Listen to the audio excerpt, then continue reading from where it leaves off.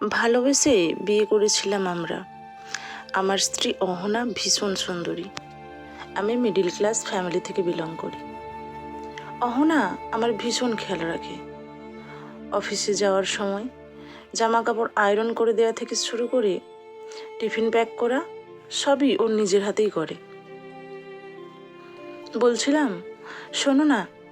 হ্যাঁ বলো। আজ অফিস থেকে একটু তাড়াতাড়ি ফিরবে? একটু শপিং করতে যেতাম, নিজের কিছু টুকিটাকি জিনিস কেনার আছে। আচ্ছা, দেখছি। আজকে একটা প্রজেক্ট ডেলিভারি দেওয়ার কথা আছে। যদি তাড়াতাড়ি ওটা কমপ্লিট হয়ে যায় তাহলে একটু আগেই বেরিয়ে আসবো। আমি তোমাকে ফোন করে দেব, তুমি তারপর রেডি হইও। আচ্ছা। অফিসে গিয়ে দেখি প্রজেক্টে কিছু ইস্যু ক্রিয়েট হয়েছে। ম্যানেজারের কড়া নির্দেশ, 24 ঘন্টার মধ্যে ইস্যুগুলোকে সলভ করে প্রজেক্ট সাবমিট করতে হবে। আমরা টিমে 10 জন আছি। আজ বোধ হয় অফিসে থেকেই কাজ কমপ্লিট করে তবেই ফিরতে পারবো। এদিকে আমার ফোনে অহনা বারবার কল করতে থাকে। আমি ফোনটা রিসিভ করে ওকে বলি, আমি ব্যস্ত আছি, বাড়ি ফিরতে দেরি হবে। ফোনের ওপাশ থেকে হ্যালো হ্যালো ও আবার কল করে। আমি ফোনটা সাইলেন্স করে রেখে দিই। কাজ শেষ করে রাত 2টোর সময় বাড়ি ফিরছি। অহনা ঘুমিয়ে গেছে। 2-3 বার ওর ফোনে কল করার পর ও ফোনটা রিসিভ করে। দরজা খোলো। ও কিছুই বলে না। কিছুক্ষণ পর ও বেরিয়ে এসে দরজা খুলে। দরজা খুলতে এত দেরি করলে? ঘুমিয়ে পড়েছিলে নাকি? অহনা কোনো কথা বলে না। বুঝতে পারছি ওর একটু রাগ হয়েছে। আজকে ওকে শপিংয়ে নিয়ে যাওয়ার কথা ছিল তো, কাজের প্রেশারের জন্য বাড়ি ফিরতে পারিনি। অহনা, তুমি রাগ করেছো? আসলে আজকে প্রজেক্ট ডেলিভারি করতে হতো, কিন্তু প্রজেক্টে কিছু ইস্যু ক্রিয়েট হয়েছিল। ওই জন্যই ম্যানেজারবাবু ক্লায়েন্টের কাছ থেকে একদিন সময় চেয়ে নিয়েছেন। আমাদের টিমের 10 জনই এতক্ষণ কাজ করছিলাম, তারপর যে যার বাড়ি ফিরেছে। আমি কি তোমার কাছ থেকে কিছু জানতে চেয়েছি?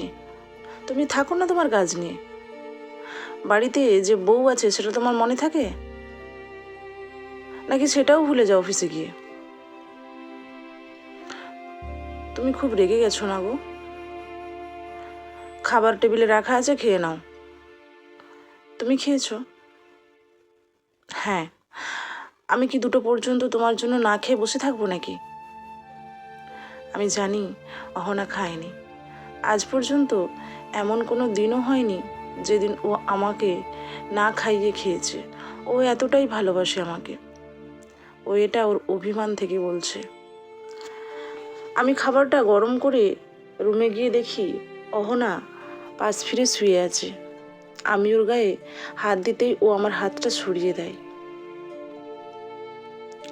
ওঠো ওঠো, তুমি না খেয়ে ঘুমোলে তোমার আবার পেট ব্যথা করবে। বললাম তো আমি খেয়েছি, যাও তো তুমি। তুমি না খেলে আমিও খাবো না। থাক খাবার পড়ে। একদিন না খেয়ে থাকলে আমি মরে যাব না। খাবার থালাটা রেখে আমিও পাশ ফিরে শুয়ে পড়ি।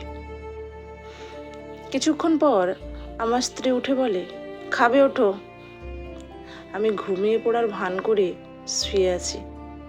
এই যে ওঠো, আমি জানি তুমি ঘুমাওনি, তাই আর ঘুমানোর ভান করতে হবে না। আমার খুব হাসি পাচ্ছে। কোনো রকমে হাসিটা কন্ট্রোল করে রেখেছি। দেখি আমার মিষ্টি বউটা কি করে। কি গো, তুমি শুনতে পাচ্ছ না নাকি? ও আমাকে জোরে জোরে ধাক্কা মারে। কি হয়েছে? খাবে, ওঠো। আমি উঠে পড়ি। চলো আজকে আমি তোমাকে খাইয়ে দিই। আমার বউটা রাগ করেছে গো। থাক থাক, আর ভালোবাসা দেখাতে হবে না।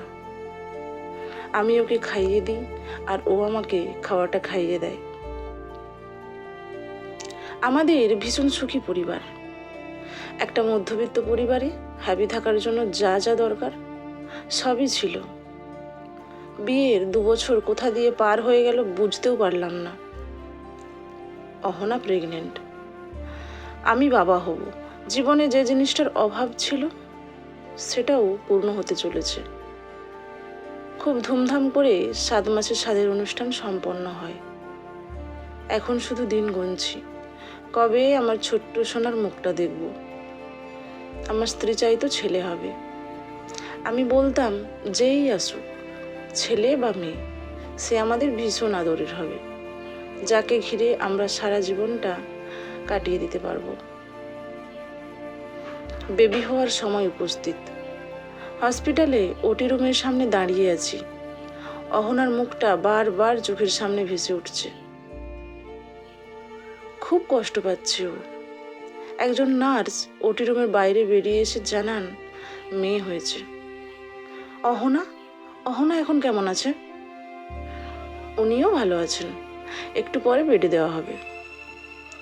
অধীর অপেক্ষায় বসে আছি কখন ওদের দুজনের মুখটা দেখতে পাবো।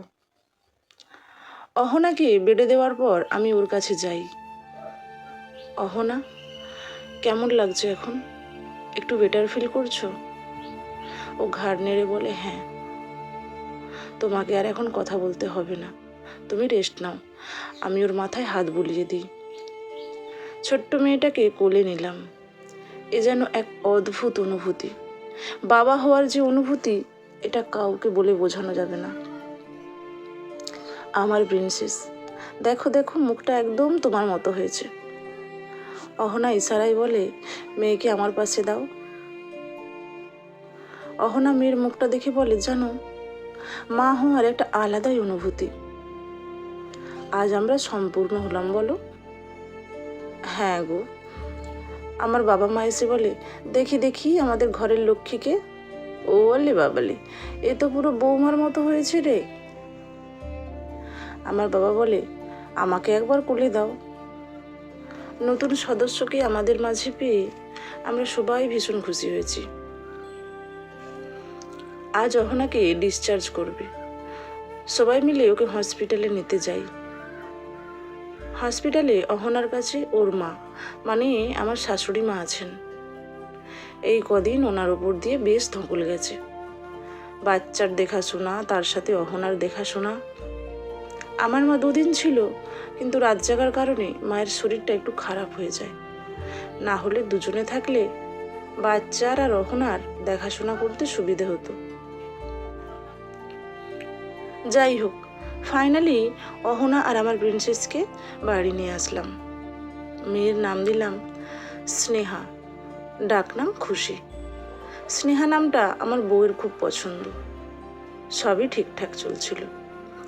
মেয়েকে নিয়ে বেশ খুশিতেই দিন কাটছিল। সমস্যা শুরু হয় আমার অফিস পার্টিতে অহনাকে নিয়ে যাওয়ার পর থেকে। বলছিলাম মেয়েকে নিয়ে যাই। অহনা বলে তুমি তাহলে বাচ্চা সামলাবে। কত বড় পার্টি বলো তো, বাচ্চা কান্নাকাটি করবে, সব আনন্দটাই মাটি হয়ে যাবে। না না, তোমাকে ভাবতে হবে না, আমি আমার প্রিন্সেসকে সামলে নেব।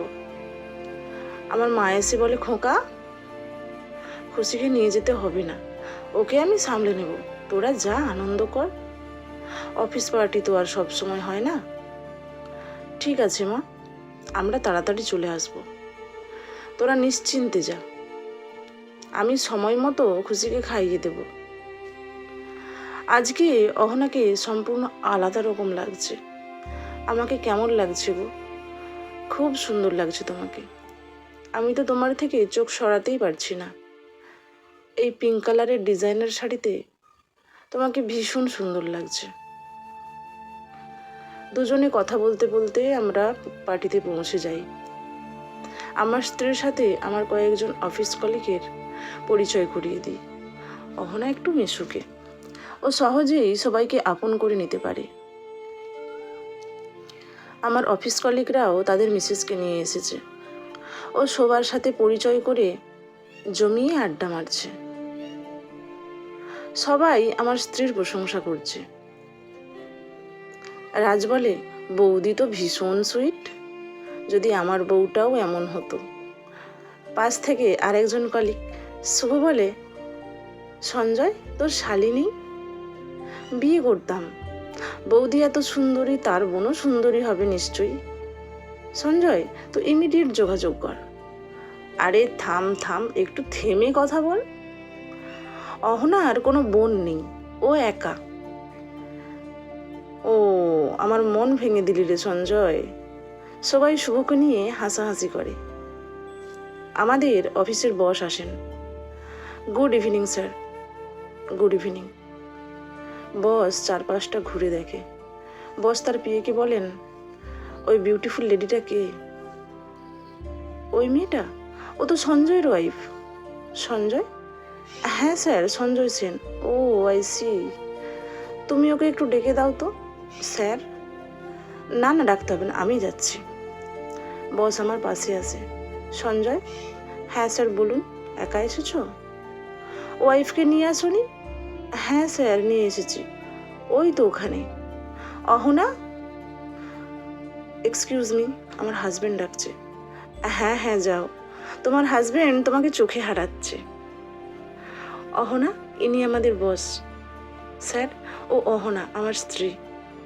বস হাতটা বাড়িয়ে বলেন, হ্যালো। হাই।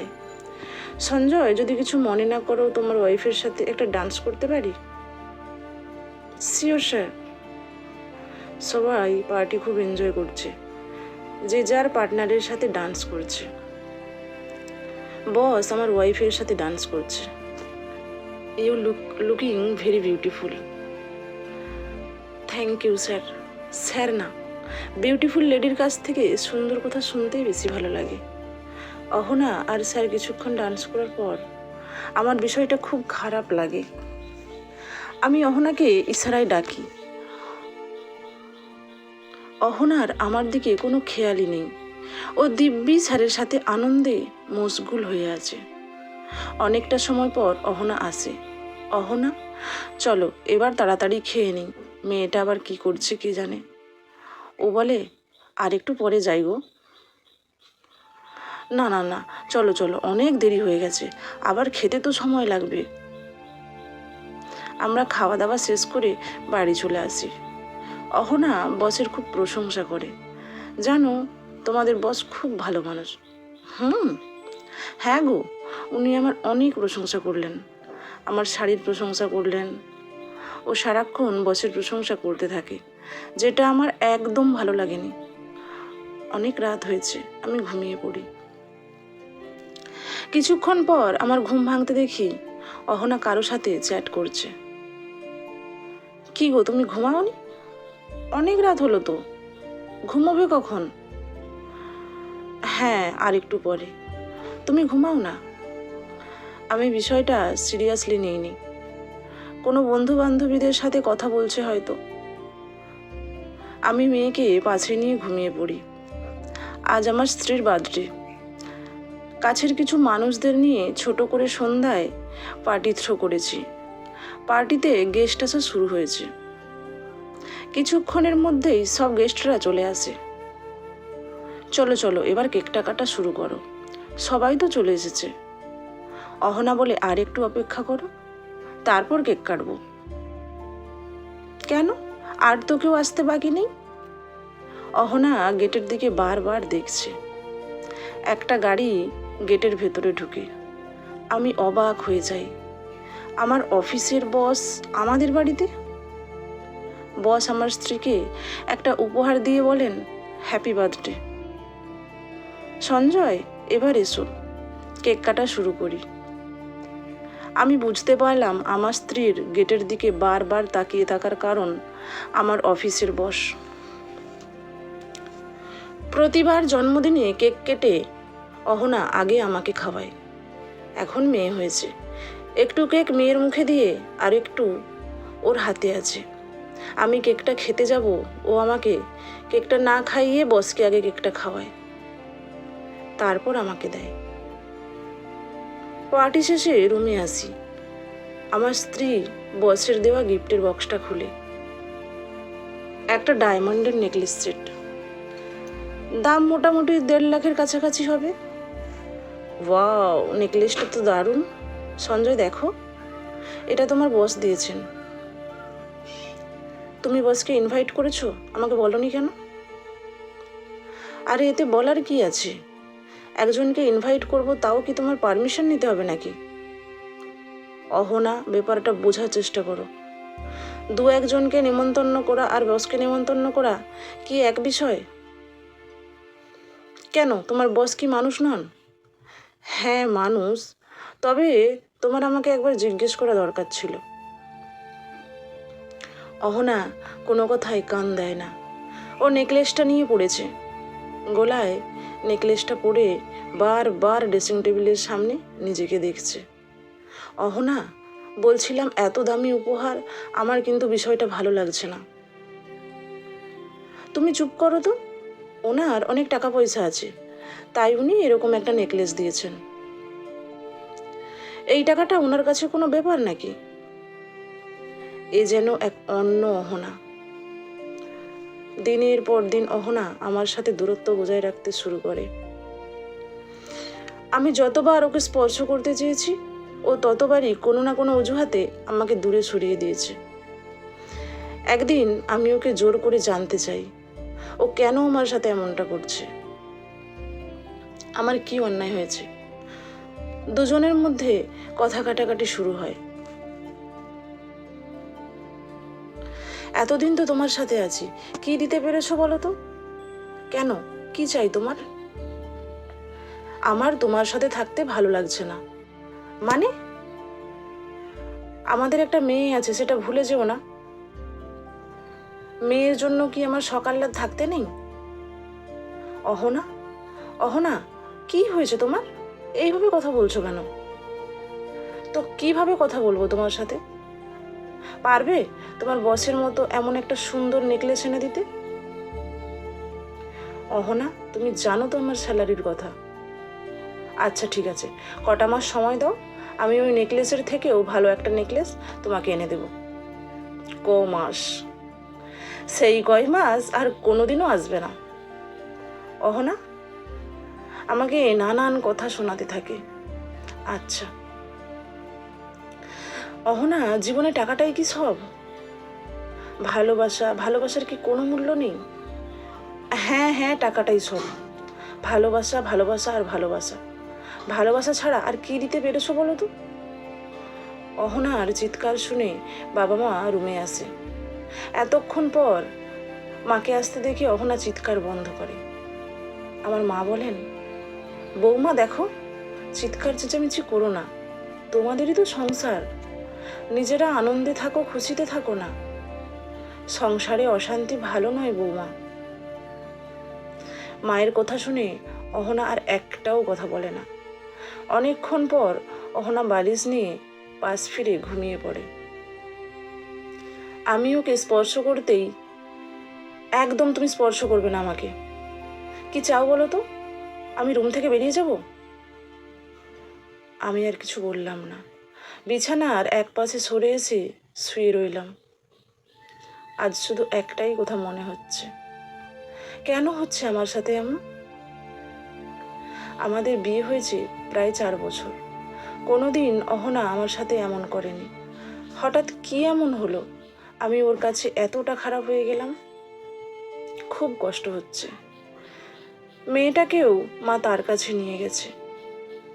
এত সব কিছু ভাবতে ভাবতে কখন যে দু চোখের পাতা লেগে গেছিল বুঝতেও পারিনি। সকালে ঘুম থেকে উঠে দেখি অহনা রুমে নেই। ভাবলাম ও বোধহয় ওয়াশরুমে গেছে। অনেকটা সময় কেটে গেছে, অহনা আসেনি। ওয়াশরুমে গিয়ে দেখি অহনা নেই। তাড়াতাড়ি ঘরের চারিদিকটা খুঁজে দেখলাম, অহনাকে কোথাও দেখতে পেলাম না। অনেকক্ষণ অহনাকে খোঁজার পর দেখি টেবিলের ওপর একটা চিঠি রাখা। চিঠিটা হাতে নিতেই আমার হাত কাঁপছে। এ যেন এক অজানা ভয় মনে ধাক্কা দিচ্ছে। চিঠিতে লেখা আছে, তোমার সাথে আমার থাকা সম্ভব না। সবারই তো ভালো থাকার অধিকার আছে। যেখানে আমি ভালো থাকবো আমি সেখানেই চলে যাচ্ছি। ভুলেও আমাকে খোঁজ করার চেষ্টা করবে না। আর হ্যাঁ, ডিভোর্স পেপার পাঠিয়ে দেবো, সাইন করে দিও। আমার মাথায় যেন আকাশ ভেঙে পড়ে। সব কিছু যেন মুহূর্তের মধ্যে এলোমেলো হয়ে গেল। হঠাৎ আমার মা আমার রুমে আসে। কী রে, তোরা মেয়েটাকে নে, কখন সকাল হয়েছে বলতো? খুশি তো কান্নাকাটি করছে, আর থাকতে চাইছে না। আমার হাতে চিঠিটা দেখে মা বলেন, খোকা। আমি কিছু বলার অবস্থায় নেই।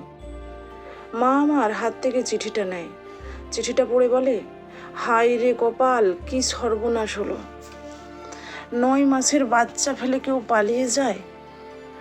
তুই কি কোনোদিনও বুঝতে পারিসনি খোকা?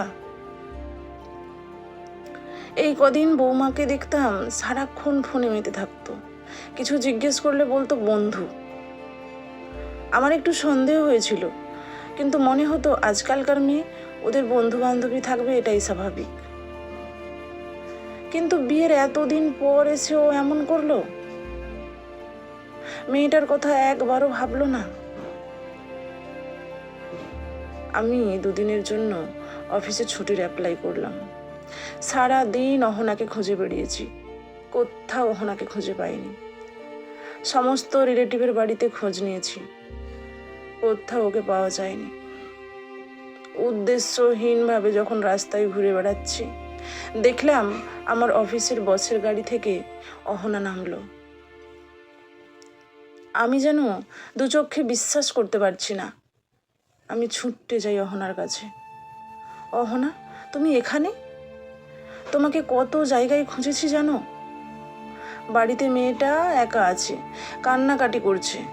ওইটুকু শিশু মাকে ছাড়া কি থাকতে পারে? চলো চলো, তুমি বাড়ি চলো। এই দাঁড়াও দাঁড়াও, আমি তোমার সাথে কোথাও যাচ্ছি না। তোমাকে তো বলেছি আমার খোঁজ না করতে, তাহলে আমাকে খুঁজছো কেন? এই যে দেখছো আরিয়ান, আমি ওকে ভালোবাসি, কিছুদিনের মধ্যে আমরা বিয়ে করছি। আর হ্যাঁ, ডিভোর্স পেপার পাঠিয়ে দেবো, সাইন করে দিও। অহনা শোনো, তুমি আমাদের বাচ্চার কথা একবার ভাবো। ও তো এত ছোট, ও তোমাকে ছাড়া থাকবে কেমন করে? প্লিজ একটু বোঝার চেষ্টা করো। এই শোনো, কারোর জন্য কিছু এসে যায় না, আর কোনো কিছু আটকেও থাকে না। আর হ্যাঁ, ও তো শুধু আমার মেয়ে নয়, তোমারও মেয়ে, তুমি সামলাও ওকে। অহনা, তুমি আমি এটা কি বলছো? ও আমাদের মেয়ে। এই শোনো, বেশি জ্ঞান দিতে এসো না। এতদিন তোমার কাছে তো ছিলাম, কি দিতে পেরেছো বলো তো? আর এই আরিয়ানকে দেখো, 2 দিন হলো ওর কাছে গেছি, কত কিছু গিফট দিয়েছে জানো। এই তো এখন আবার স্পা করাতে নিয়ে এসেছে। এত বড় পার্লারে কোনোদিন নিয়ে গেছো তুমি? শুধু মুখে বড় বড় কথা। অহনা, তুমি যা বলবে তাই হবে। দরকার হলে আমি সারা দিন রাত কাজ করব, তোমার যা যা লাগে সব তোমাকে এনে দেব। কিন্তু এখন বাড়ি ফিরে চলো প্লিজ। তোমাকে না বললে শুনতে পাও না? পাশ থেকে আরিয়ান স্যার বলেন, এই যে সঞ্জয়, তুমি বুঝতে পারছো না, ও তোমার সাথে থাকতে চায় না, তাই ও আমার কাছে এসেছে। পথ ছাড়ো, আমাদের দেরি হয়ে যাচ্ছে, যেতে দাও আমাদেরকে। স্যার, আপনি এসব কি বলছেন? আপনি একজন অফিস কলিগের স্ত্রীর সাথে এমন করতে পারলেন? আপনার বিবেকে একটুও বাঁধলো না? যা করেছি বেশ করেছি, কিছু করার থাকলে করে নিও, যাও। ওরা আমাকে পাশ কাটিয়ে চলে যায়। পরের দিন অফিসে গেছি। HR আমার হাতে রেজিগনেশন লেটারটা ধরিয়ে দিয়ে বলেন, কাল থেকে তোমাকে আর অফিসে আসতে হবে না। কিন্তু স্যার, কি কারণে আমাকে স্যাক করা হলো জানতে পারি? তুমি অফিসের নিয়ম লঙ্ঘন করেছো, হঠাৎ করে তুমি ছুটি নিয়েছো, এই জন্য অফিস কর্তৃপক্ষ দায়ী নয়। কিন্তু স্যার, আমি তো ছুটির অ্যাপ্লাই করেছিলাম। অফিস কর্তৃপক্ষ তোমার ছুটিটা অ্যাপ্রুভ করেনি। চাইলে তুমি তোমার ইমেল চেক করতে পারো। আমি জানতাম আমাকে অফিস থেকে তাড়িয়ে দেওয়া হবে, যদিও আমি নিজে থেকেই রিজাইন করতাম। তাও জানার ইচ্ছে হলো স্যাক করার আসল কারণটা কি দেখিয়েছেন। এটা আমার বসের অর্ডার, এটা বুঝতে আমার আর অসুবিধে হলো না। এদিকে আমার স্ত্রী ডিভোর্স পেপার পাঠিয়েছে, অনেকবার ওকে বোঝাতে চেষ্টা করেছি, কিন্তু ও আমার ফোনও রিসিভ করতে চায় না, আর যদি বাড়িতে যাই তাহলে দারোয়ান দিয়ে বের করে দেয়। এইভাবে কিছুদিন চলার পর আমাদের দুজনের ডিভোর্স হয়ে যায়। আমার মেয়েকে আমার বাবা মাই মানুষ করছে। যতটুকু সময় পাই আমি দেওয়ার চেষ্টা করি। আমার নিজের প্রতি জেদ চেপে যায়, জীবনে অনেক বড় কিছু হয়ে দেখাবো। 2 বছর কেটে গেছে, আমি এখন একটা কোম্পানির সিইও। এদিকে আরিয়ানের কোম্পানি লসে রান করছে। 2 বছর ও অহনার সাথে একই সাথে থাকে, এখনও অহনাকে বিয়ে করেনি। কোনো পার্টিতে নিয়ে গেলে অহনার পরিচয় দেয় গার্লফ্রেন্ড হিসেবে। জানি না আদৌ অহনাকে বিয়ে করবে কিনা। ইদানিং শুনছি নতুন একটা মেয়ের সাথে সম্পর্কে জড়িয়েছে। আমি আমার ছোট্ট মেয়ে খুশিকে আর বাবা মাকে নিয়ে ভালো থাকার চেষ্টা করছি। এর মধ্যেই বাবা মা অনেকবার আমাকে বিয়ের কথা বলেছিল। নিজের জন্য না হোক, মেয়ের জন্য বিয়েটা কর। আমি রাজি হইনি। অন্য একটা মেয়েকে বিয়ে করে আমি তার জীবনটা নষ্ট করতে চাই না। মেয়েকে নিয়েই সারা জীবনটা কাটিয়ে দেব। একদিন আমি অফিসে আছি, আমার মা হঠাৎ করে আমাকে ফোন করে, শোন খোকা, খুশি খুব অসুস্থ, ইমিডিয়েট হসপিটালে অ্যাডমিট করাতে হবে। আমি তখনই অফিস থেকে বেরোলেও রাস্তায় ট্রাফিকের জন্য ফিরতে দেরি হচ্ছে। মাকে ফোনে বলি কাউকে একটা নিয়ে হসপিটালে খুশিকে নিয়ে আসতে। আমি ডাইরেক্ট হসপিটালে চলে যাব। মা পাশের পাড়ার সীমাকে নিয়ে এসে খুশিকে অ্যাডমিট করায়। হসপিটালে পৌঁছতেই মা বলেন, আজকে সীমা না থাকলে খুশির যে কি হতো। তোকে তো কতবার বলেছি বিয়ে করতে, তুই তো রাজি হচ্ছিস না। আমাদের বয়স হয়েছে, আমরা সব দিকটা মেনটেন করতে পারবো? আমরা আর কদিন বাঁচবো বলতো? এই সব কথা বলতে বলতে ডাক্তারবাবু এসে বলেন, খুশি এখন ঠিক আছে, তবে ওর একটু ভালো করে দেখাশোনা করবেন। মেয়েটা মনে হয় খুব লোনলি ফিল করে।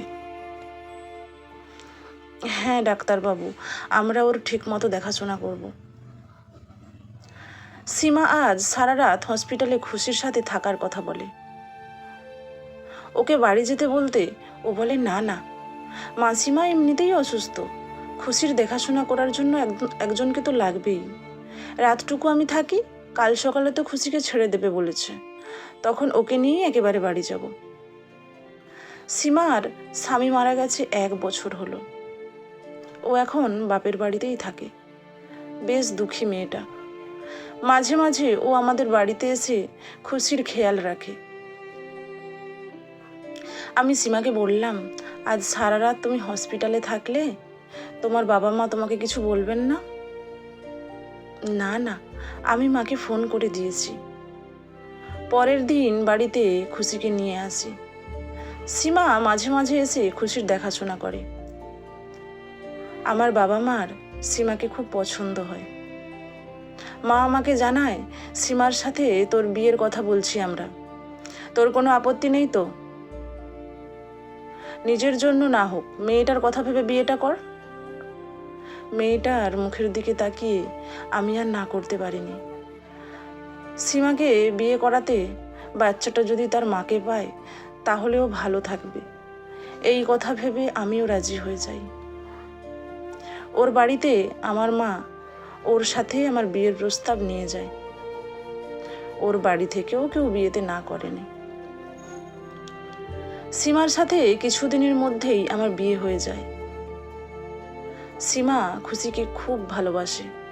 কেউ বলতে পারবে না যে সীমা খুশির নিজের মা নয়, সৎ মা।